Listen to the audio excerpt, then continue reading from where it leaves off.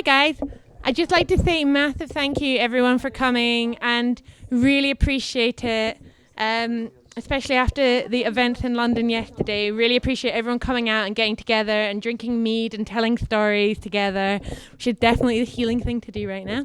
And I'm really excited to have been involved with this project with Hana. Hana is an academic from King's College, and she contacted me originally about this project, and I was really excited because comic artists don't often get the chance to work with academics and basically learn all the cool things without having to go and get a degree or a PhD. So I really appreciate that. And tonight we've got a mixture of academics, comic artists, comic lovers. Can you put your hand up if you're a medievalist here? Okay, good. This is brilliant. This is so good to see it. So you guys drink mead every night, right? It's not very exciting for you, right? And put your hand up if you're a comic person.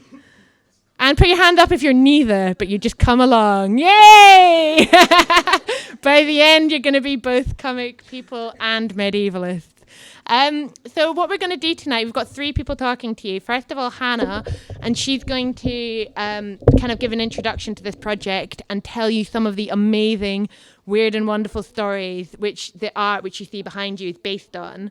I got given 8 kind of snapshots, which were all based on these medieval stories which all explored humanity and how to be human and subhuman and superhuman. I was inspired by those snapshots and created the work you see behind you. What I'm going to do then is I'm going to talk about the process of making stuff, and I'm going to show you all my kind of work in progresses and the inspiration behind each of the images. And then what we're going to have is Dr. Robert Mills, who's from University College London, and he's going to talk to you about sequential art and comics in medieval art, basically. So he'll tell you all of the geek information about how panel formation and speech bubbles and all the rest worked. So I think Hannah's ready to go now with your proper informed introduction. Can you give her a massive round of applause, please? Thank you. Thanks everyone for coming. Really exciting to have this exhibit here and to see Karrie's amazing artwork all finished. So I'm a medievalist from King's College London. Several of us at King's College London had thought of this a few years ago, but we didn't have the funding to do it. And last year I got funding from the King's Cultural Institute, so we were able to put this together. Karrie and I, a couple weeks ago, did some workshops with 13-year-olds at the British Library, where we talked about medieval comics, and they did some of their own artwork. And before we had the workshop, I asked them, what do you think of when you hear the terms medieval or Middle Ages? So I'm just curious, what do you guys think of when you hear the terms medieval or Middle Ages? Just shout something out. Black Death. Dungeons and Dragons. Excellent. Castles and Knights. Good. Well, when I asked a bunch of 13-year-olds what they thought of, this was what they said. Peasants, by far the highest, most popular answer, accompanied by old and kings and knights. I think my favorite answer was pooing outside windows, which is clearly someone had had a castle tour of the garderobe, and it really made a deep impression on him. So with all these answers, I was curious what would happen if I asked a group of medieval scholars the same thing. So manuscripts was by far the most popular answer, and we have things like Beowulf and Chaucer and Crusades, pilgrimage, saints, relics. So quite a different selection of words, although some of them are the same. Something that neither of these groups said was comics. And tonight I'm going to tell you why you should associate the Middle Ages with comics. Comics have panels, right?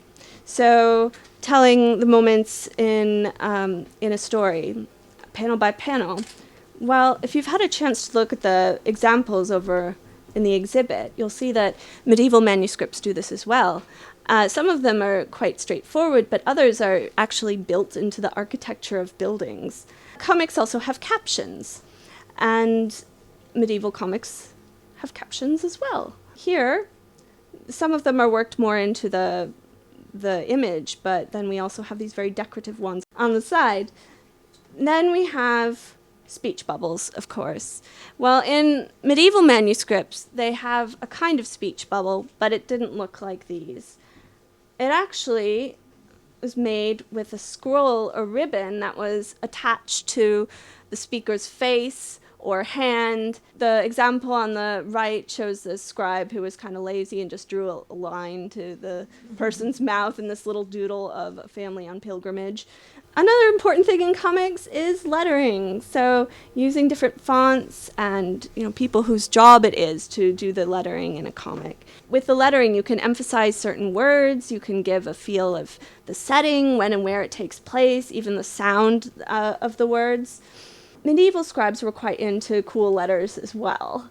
In fact, they even made stories out of some of the letters. So here we've got this amazing M with a whole story built around it. We also get fantastically decorated letters like these. This is from the Lindisfarne Gospels, which you can see for free at the British Library.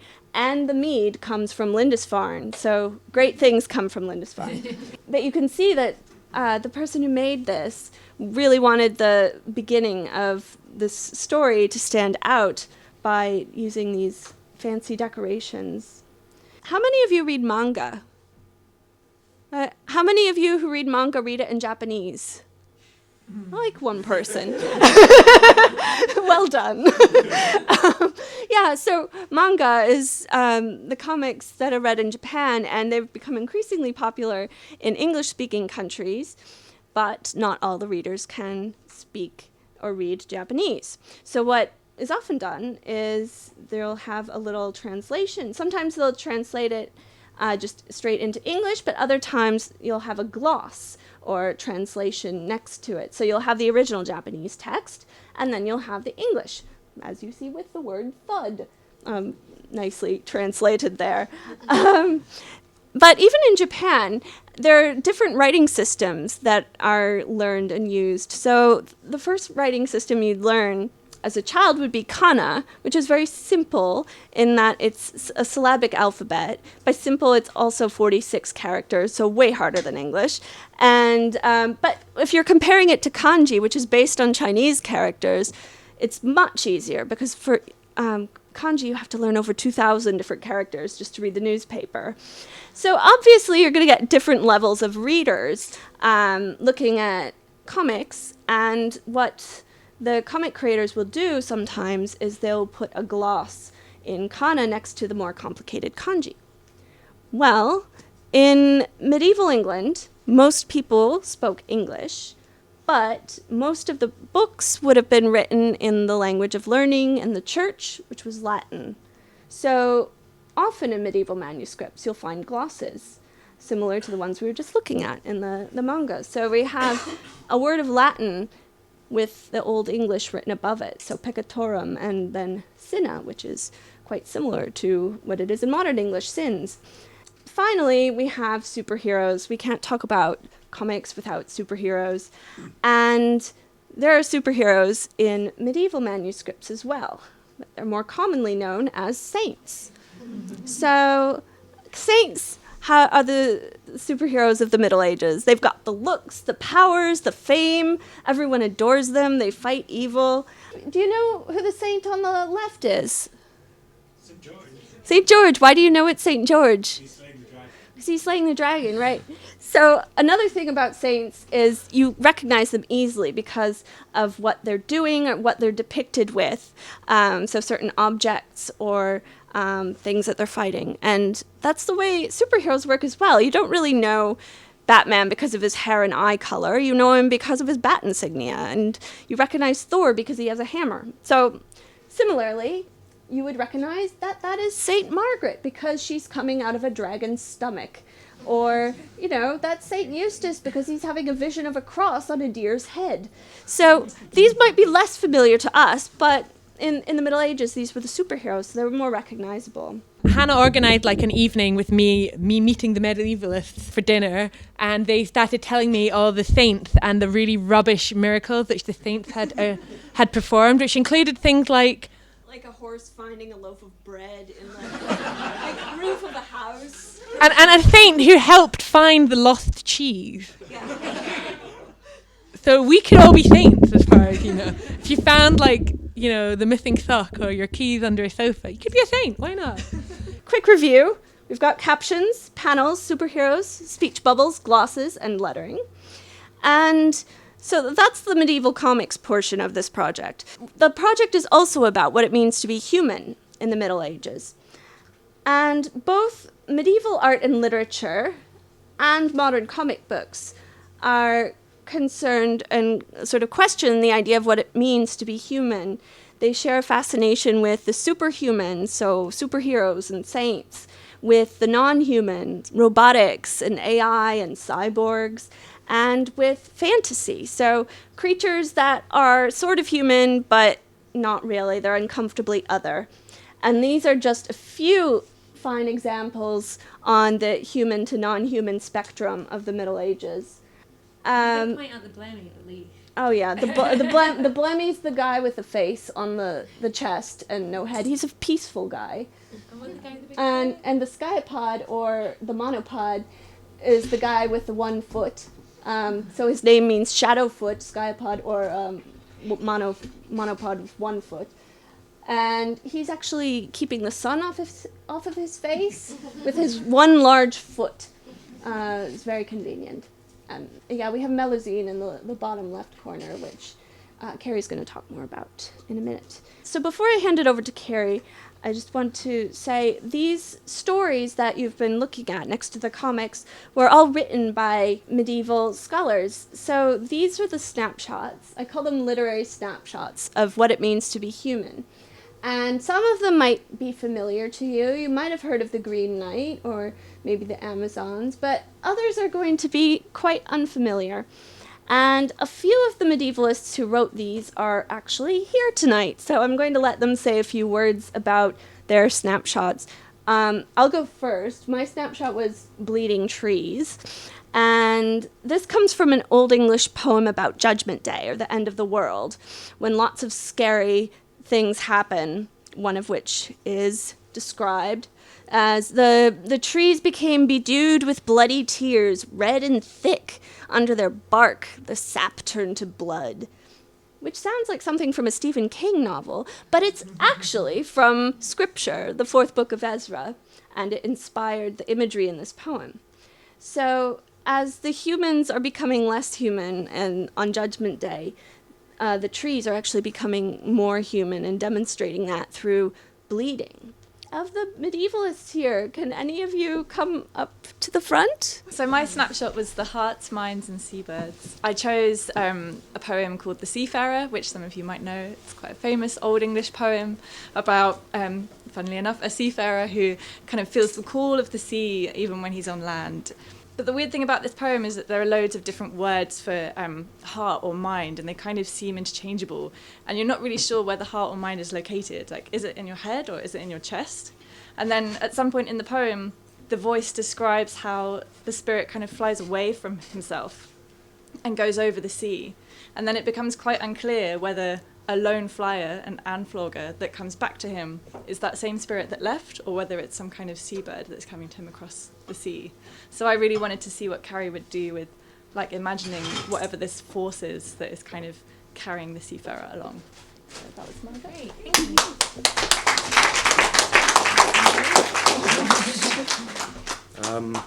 I thought devils and evil were always good comic book fare. So my literary snapshot was about this messenger of Satan who puts on a strange helmet of invisibility. This is from a manuscript of Old English poetry, one of only 4 major manuscripts of Old English poetry to survive. And it's the only one of these with a planned cycle of illustrations. So in some senses, it's one of the earliest English comic books in some ways. And my snapshot took this moment from that manuscript in which Satan is bound in hell and needs to get vengeance in some ways. So he employs his messenger. His messenger is this strange kind of shape-shifting, gender-neutral, odd bod, who's into all kinds of devices and strange technology. And he draws on this in order to allow him to fly up out of the black gate of hell and into Eden to cause mayhem. And I thought that sounded like a very good kind of comic book. Thank you. Yes, I did the one called The Lump of Flesh. I didn't really think about it in terms of a comic book because one of the issues with this is that it's very hard to draw or imagine. So maybe I gave something a bit tricky. It's the story of a white Christian princess who marries a black Muslim sultan. And they have a child, but the child isn't a child, it's a lump of flesh. And it doesn't have any features, it's just like a ball. That's how they describe it, just sort of a round lump. And the way they manage to turn it into a human being is they get a priest to baptize it, and it turns, it's made Christian, it's made white, and it's made a boy. So this isn't a nice text. Carl's getting worried about what he's agreed to hang in his shop. It isn't a nice text, but I thought it was kind of interesting because this idea of a lump of flesh was supposed to be a real medical possibility. And one of the definitions of it was that it's shaped like a human, it moves, it has a spirit, which could be animation, breathing, soul, but it's not a human. So I thought, well, what is a human then? If it has all those things, what is the definition? Clearly for this writer, to be human is to be Christian, to be white, and ideally to be a boy. But I thought it was kind of relevant thinking about how are we defining who counts as human. It's basically an issue of who counts. That's what I was thinking of.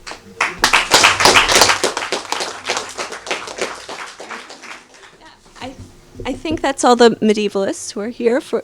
So I'm going to hand it over to Karrie now. What I'm going to do is I'm going to talk through each of the stories. Some of them you've heard, so I'm not going to get into the narrative details. So first we'll start off with Ethel Berg, who is described as a badass saint.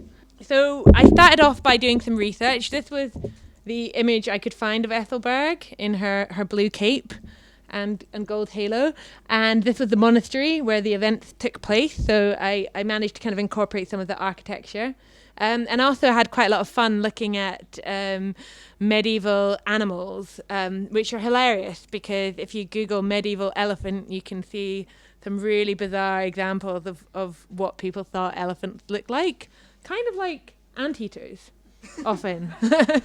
Big blue anteaters. So yeah, this was one of the lions. So this is the story, the Ethel Berg story, which you can have a look at. It's a wordless comic. It starts off with the Vikings approaching the monastery, and all the little nuns head for the Highlands. Well, they don't. They actually head for London, which was safer in those days. And they run away, fleeing the monastery. But badass Saint Ethel Berg bestows her blessing upon the monastery and brings 3 animals to protect them. The first one is a rabid wolf, the second is a ferocious bear, and the third is a terrifying lion. And all of the naughty Vikings drop to their knees, clearly overwhelmed by this display of bestiary in the clearly they've never seen these animals before because they don't know how to draw them, so they drop to their knees and pray, and the animals disappear, and they decide to leave a large chunk of their pillaged wealth on the doorsteps of the monastery, and the nuns return and they are very happy. The end. That's how it goes.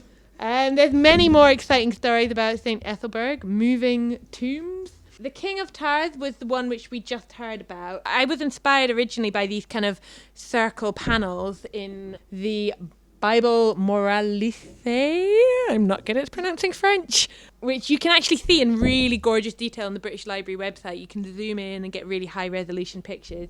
And I love these weird panels. And as Hannah said, they've got some really interesting architectural kind of shapes to them. And I love the way that you get people bursting out of the different frames. So that's what I tried to emulate. Here's another really nice example. This is the Bible Pauperum, which we talked about again. Again, you can see this on the British Library website. And they've got great perspective as well, and like tiny buildings and huge people and all of that stuff. So this is the comic which I ended up with. Obviously, it is quite a racist story, and I didn't want to show the racist elements of it. So I showed this cross marriage, the people who kind of denied the humanity of the baby which was produced, and the lump baby, because I wanted to draw a lump baby. And it said it didn't mention not having a mouth, so I went to town on the mouth. So it said, and when the child was born, the women were very sad because it didn't have any limbs. Instead, as a sphere or lump of flesh, it lay before them in the room without blood and bone. The lady would have died for sorrow because it didn't have a nose or eyes, but lay dead as a stone. I actually looked quite cheerful for a really depressing story.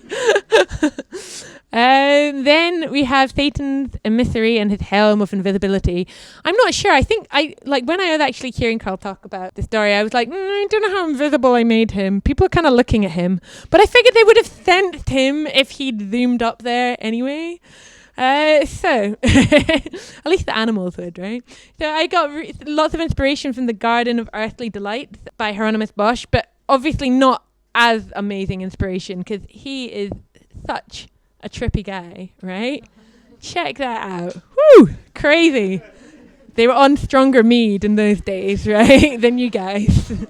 But I really loved this kind of panel division of moving up through these different spheres and the division of the panels through these lakes and rivers and the trees kind of dividing different areas.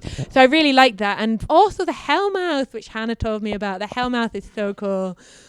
There's this big kind of evil teddy bear thing, which apparently is the mouth of hell, and it appears in many amazing depictions in medieval art. And I'd like to just point out this little dude who sometimes hides in this little space. I don't even know the word for that space. Any medics in the room? No one knows. So yeah, check, because you might be the Hellmouth if you've got one of those guys in there.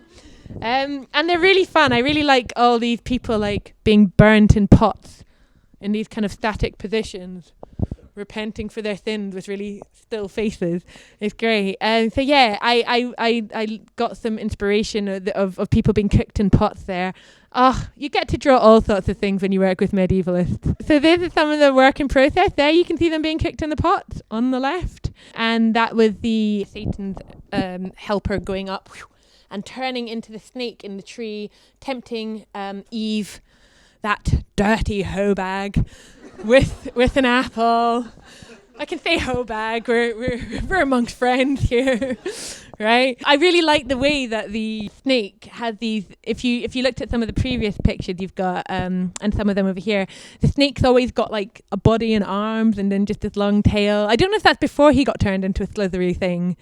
I don't know. Weird ideas about snakes. They had strange ideas about snakes. Any weirder examples of snakes? They've all got arms, legs. They tap dance.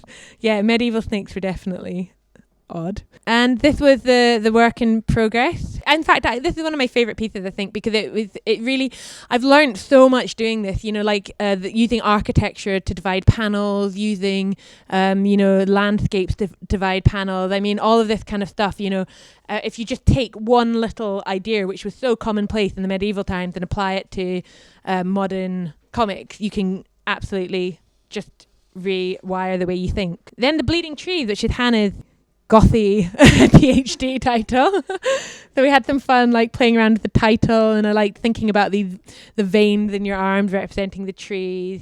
And I did some like research sketches of this idea of people kind of becoming more animalistic as you moved around the sculpture.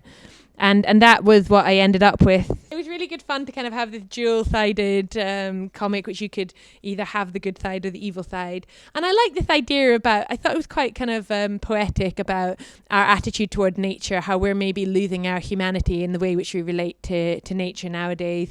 And the environment, the trees are literally crying bloody tears for our sins. I thought that was really kind of poetic and beautiful. Then we've got the Amazon, which is amazing. It's a shame we don't have anyone here to talk about it tonight. So I was really inspired by the Hokum Bible in this one. And I mean, these are amazing, these comics. They're so, I mean, the colours are great. The sketching's fantastic. And they've got this really flat, chaotic kind of way of they're not using perspective. And I really love this scene. And you can recognise it from the poster for the event tonight, which I got inspired by. So, and again, the Hokum Bible you can see in really high resolution on the British Library website. So here's the process of me doing this. I was doing it all, I sketch out in pencil before, then I put them on a light box and I trace with paint watercolours. So that's me colouring in all the ginger hair. And then adding in the more bits.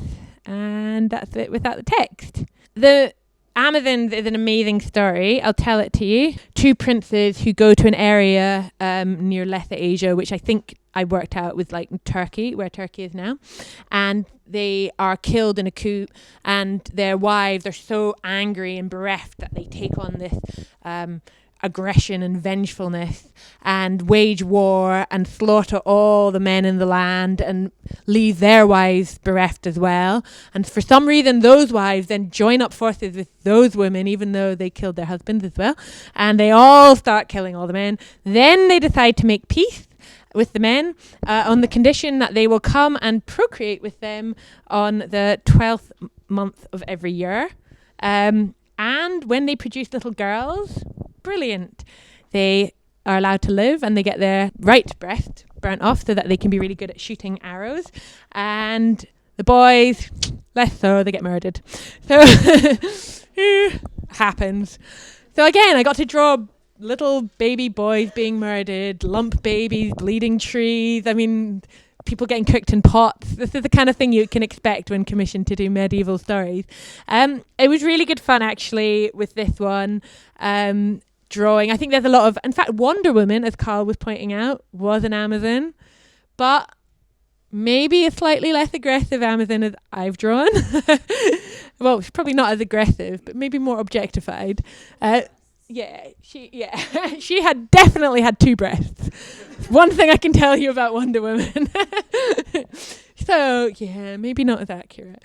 But I really enjoyed drawing these kind of objectified men. I'm really sorry. I sinned. I'm a feminist, but, you know, I don't think you should objectify men as well. But I did kind of get carried. This story, you have to objectify men. When we did the workshops with the 13-year-olds, they all loved the story. They were all just splattering red blood paint everywhere and, like, drawing. But actually, some of them were really... A lot of men involved in some of that. A lot of violence. It does put Game of Thrones to shame, right? If you take any of these stories, you're like, they're not trying hard enough, are they? Then we got The Green Knight, which most, hand up if you've heard of The Green Knight. Yes, I think that was the one which I knew the most well when I came to it. And this here is the only picture of The Green Knight, and he's not very green. He's kind of beige in places, and he's got blonde hair, so greenish knight. But it's quite good because if that's the only picture which exists of the Green Knight, then you can go to town on him. So I got really inspired by these beautiful, gorgeous, ornate, illuminated manuscripts. And I mean, they were so pretty, right? These people obviously just spent so long. And also check out this little Satan dude. He's brilliant. Little googly eyes. He looked like someone just built him out of straw and twigs. So I'm not very impressed with that saint who's killing him. He looked like he's half ready to die anyway. This was the kind of sketches which I was doing, research sketches, I guess, and I was doing them out in watercolour pencil and doing lots of twiddly little bits. And then I was trying to decide how green I wanted to go with it. Is it too obvious to go green? Maybe you should go aqua blue. These are the kind of dilemmas you have as an artist. And that was the kind of work in progress. You can see the pencil sketches and the paint. So the story, let me tell you the story of the Green Knight because you've not heard that yet. So it's New Year. King Arthur and his knights in Camelot are having a raucous feast. There's drinking, there's womanizing probably. There's drunken sword battles going on. I don't know, man. Imagine it. You've all seen Game of Thrones. And into the feast, the merrymaking, rides a very green man indeed. He is completely green. His clothes are green. His beard's green. His skin's green. The horse is green. The horse's livery, which it wears, is green. The only thing which is red is his eyes. And he challenges King Arthur, and he gives him an axe, and he says, I want to challenge you to a game. You can take one swipe at my neck, and then I get to return that swipe myself. And Sir Gawain steps up, and he says, oh no, this would be very embarrassing for King Arthur to be humiliated with this game. I will take the axe up, and the Green Knight bends his ginormous neck, and King Sir Gawain takes aim, and he lobs it off, and it hits the floor and rolls across, trailing very green blood. But lo and behold, the Green Knight's body saunters over, picks it up. That's how I imagine it sauntering. Doesn't know which way, like a crab. Scoops up the head, tucks him under his arm, and gallops off. Oh, but before he does that, he turns around, and the head says to Sir Gawain that he will be back in 1 year's time to return the blow. And the story is a lot more complicated than that, but that's all I had room to fit on. I only had one page way through. So that's where this part of the story ends, but totally Wikipedia. Totally worth it. And yeah, it's really fun, like, you know, creating a narrative which existed in the boundaries. There's some amazingly weird and wonderful boundary art in medieval art, and if you go and Google it, you can see some of the strangest stuff you've ever seen. Google marginalia. That's where you find people like Yoda, right? That was if you noticed Yoda from before. So yeah, we've got the Seafarer, which we've heard about the story, and this is some of the kind of art which inspired it, this kind of menagerie under the sea of these weird and wonderful creatures which they thought existed, including this dude who is clearly like a sea leopard, I think. Best way to describe him. And he's just mental. I drew him because why wouldn't you, right? So that was really good fun. Fran was saying that she imagined how I was going to draw this kind of weird, ethereal, metaphorical person who is a kind of story grabber. And this was this random image I found while Googling fisherman medieval or something on Getty Images, and I found this dude, and I thought, that is, I reckon, what he would look like. This kind of like guy off to collect stories. That's where the inspiration came from for that one. Then we've got Melusine, which is an amazing story. The story, I will tell you here first is the pictures, which again use this architectural panel division so that you're kind of looking through rooms. And I did some kind of sketches, which you can see there, research sketches. They look a bit like Toy Town, but I was really trying to play with that division of kind of architecture. And then that's the work in progress with my very messy desk. There, getting a little less messy. And there's the story. So the story goes like this. Raymondin here is a very dashing, handsome knight. Bit of a dick, really. But Melusine is a mysterious woman who he meets and likes the look of. So they get together, and he proposes to her, and she says, fine, I'll marry you, Raymondin, on one condition. You must never come and look for me on a Saturday night. And he goes, fine. She obviously likes to party.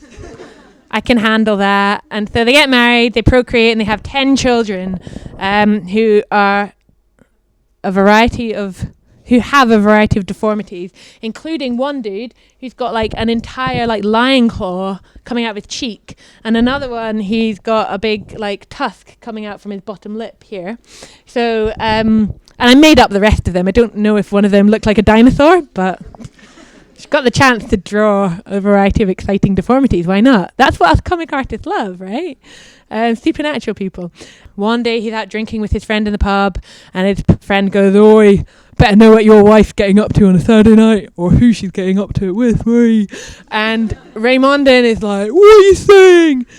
And he staggers home on said Saturday night and goes and spies on his wife, who is in the bathtub, and what does he see but a woman, his wife, that woman, splashing in the bathtub with this ginormous serpent's tail, playfully splashing the water.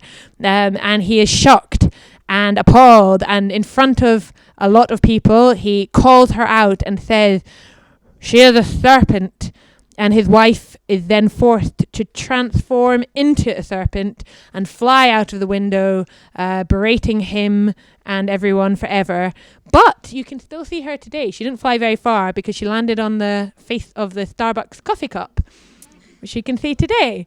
This is the kind of less sanitized version of what they say about the logo. And Hannah will be able to tell you, in fact, it's up on the wall, isn't it?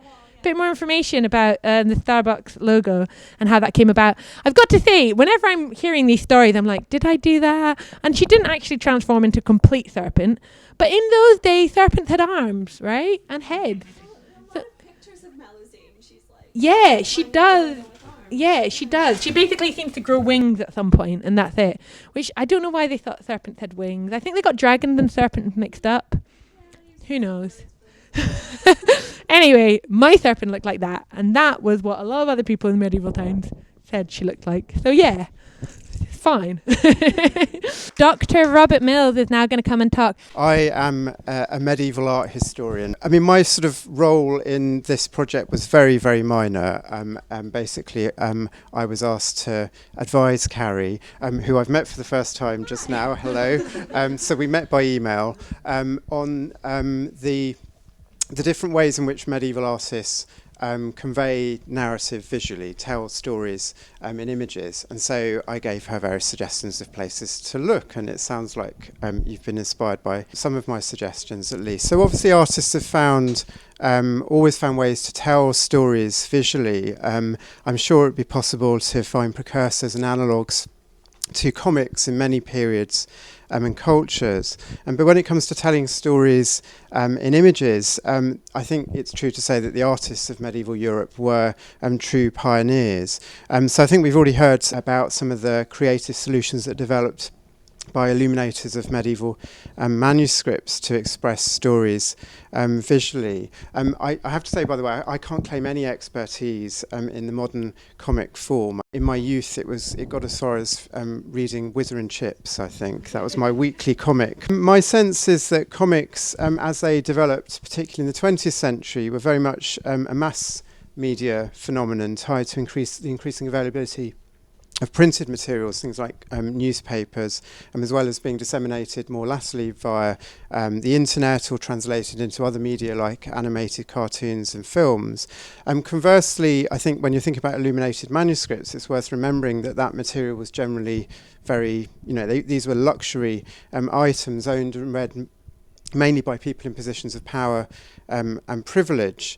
So the sorts of books that we've heard about, things like the Moralized Bibles or Bible Moralise. The Bible Moralise were in fact commissioned by and for members of the French royal family, so very exclusive in their audiences. So in some ways that's quite a difference with the modern comic form. And I think by putting together sort of medieval and comics in the same phrase, I think it's sort of usefully both focusing our attention on the similarities and differences between those terms. So what I thought I'd do is very briefly introduce and hear, anyway, just a couple of examples of visual storytelling in other media, perhaps parallel comics, not only in their forms, but also in their capacity to appeal to mass audiences. I think we've heard something about saints being described as superheroes. One medieval superhero, as it were, was Thomas Becket.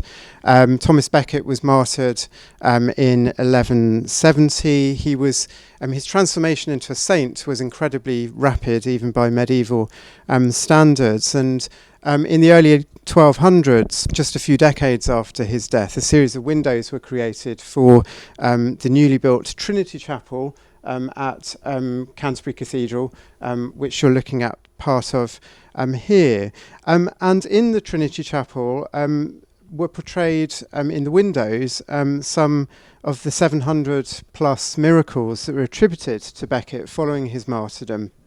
In 1170. And these are known today as the miracle windows. I mean, the glass is basically arranged in groups of panels. Sometimes it's in pairs, sometimes in clusters of 3, 4, or even up to 9 panels. And they picture events in the individual stories as they unfold. So I've just got one sort of example of of how this plays out. So this is a window depicting the fate of one Henry of Fordwich. I mean, it tells the sort of story of his miraculous cure with great economy across just 2 scenes, which convey the events in a dramatic kind of before and after sequence.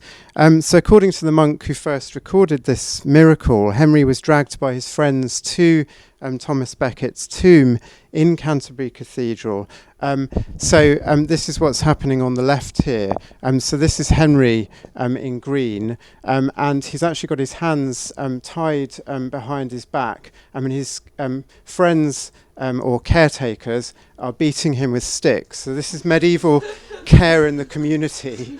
And then on the right, you see him kneeling at the tomb in a much more sort of refined pose, and everyone around is just gesticulating with amazement at this cure that's been effected. So narrative has been conveyed visually through a number of strategies. Obviously colour is playing into it, also the contrasting gestures of the participants. So in the first scene you'll see this is the officiating monk, one of the Canterbury monks here, and he seems to be sort of holding on to the lectern, almost sort of to sort of stabilise himself as Henry's being dragged in, and then the right he's sort of gesturing on his head and staring in amazement. So you see the sort of contrast playing out in terms of bodily gesture, in terms of pose.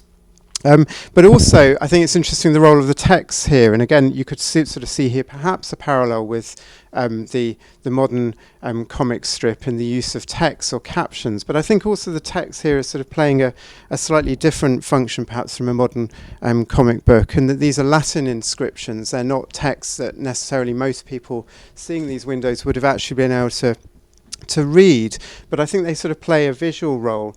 First of all, a sort of people know their texts, they just can't read them, and so they perform a kind of authorizing role, sort of authorizing the miracles with sort of representations of what might be seen as God's word.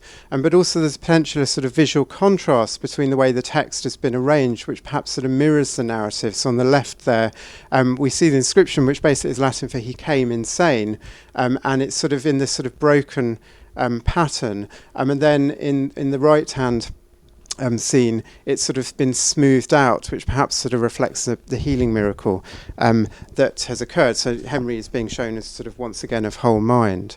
Okay, so that's just one example. And my second example is a really obvious one. And this is the Bayeux Tapestry. This is not the original Bayeux Tapestry you're seeing here. This is the tapestry, a recreation of the tapestry, as it's thought it might have been displayed in Bayeux Cathedral. So this is an embroidered cloth, nearly 70 metres long. As I'm sure you already know, it depicts the events leading up to the Norman conquest and culminates in the Battle of Hastings. And this is like those miracle windows I've just been discussing. This would have been designed very much with large audiences in mind. It's probably commissioned by William the Conqueror's half-brother Odo to adorn his cathedral in Bayeux. Odo is also known to have fought alongside Duke William at the Battle of Hastings, and is depicted in the tapestry. The tapestry itself is arranged sequentially in an order that roughly corresponds to the timeline of events. And then there are these pithy captions, or tituli as they're called. Again, they're in Latin and mainly along the top, and they're sort of inserted at key points. And identify the principal names, places, personalities, and events. So things like, here, so it says hic, which means here Harold sailed by sea, and so forth there. Harold was led to Duke William. So the interactions between key protagonists are also conveyed, again, by means of emphatic gestures and bodily poses, which effectively take the place of dialogue. The commentary on the there's also sort of commentary on the historical events, or what possibly is a commentary, which is provided by the marginal borders. So we've heard briefly about marginalia. So the marginal borders are filled with these references to animal bodies, animal fables, other sort of mythical creatures. In some of these examples, so for example, this is the part of the tapestry showing Harold on horseback being captured. He's just been captured, basically, and then the person who's captured him is handing him over to William of Normandy William the Conqueror, who then sort of sets Harold free. And below the figure of Harold on horseback, that's Harold there, and that's a little hawk in his hand. And then there's these little figures here, which is a man here with who's rather well endowed, let's say, naked, holding his hands out towards this woman here, who seems to be sort of hiding her genitals and putting her hand above her face. So it's possible, I mean, it's been suggested that it could be some kind of commentary on the imagery above, possibly drawing attention to the sort of shameful treachery that Harold is about to perpetrate, or possibly just a sort of bit of comic relief. So perhaps putting the sort of the comedy into the comic. Although comparisons have also been made with the Bayeux Tapestry in film, notably based on the techniques that represent some of the characters in the scenes more than once, so there's these sort of points where sort of Harold, for example, is sort of shown multiple times in a sort of almost sort of animated sequence. On the basis of the tapestry's parallels with comic strip form, it's also been the source of inspiration for several modern political cartoons and comic books. So on the left there, you're seeing the cover of The New Yorker from 1944, which depicts the D-Day landings in a kind of Bayeux Tapestry form. And on the right is a book which I think came out a few years ago, which is based on the tapestries, which literally translates it into comic book form. So it's called the Bayeux Tapestry, the comic strip.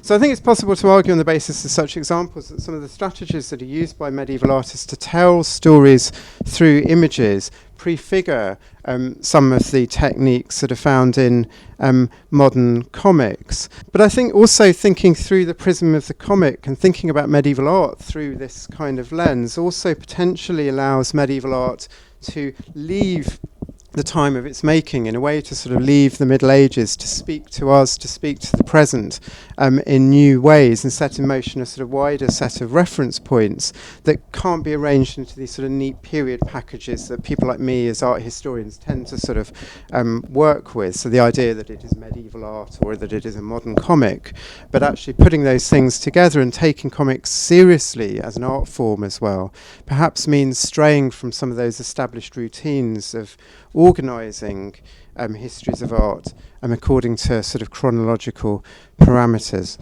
So I think that's it in terms of what I wanted to say, but thank you. Okay.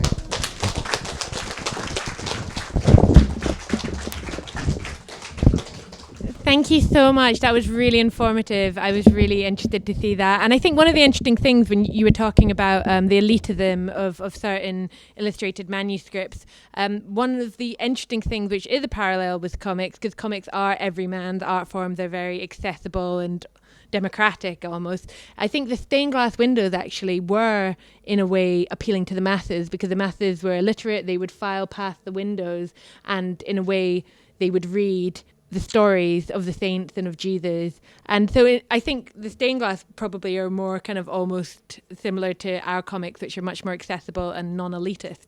But really interesting parallels, really interesting to think about. And I think everyone would say probably Joe Sacco was influenced by the Bayeux Tapestry with his, what was the name of his Great Wall? Brilliant, which is an kind of, you can unfold it like a kind of one length of a kind of Constantina comic as well. Do you guys have it here? Available to purchase at Orbital. Anyway, I'd like to say a massive thank you to everyone. Thank you so much, guys.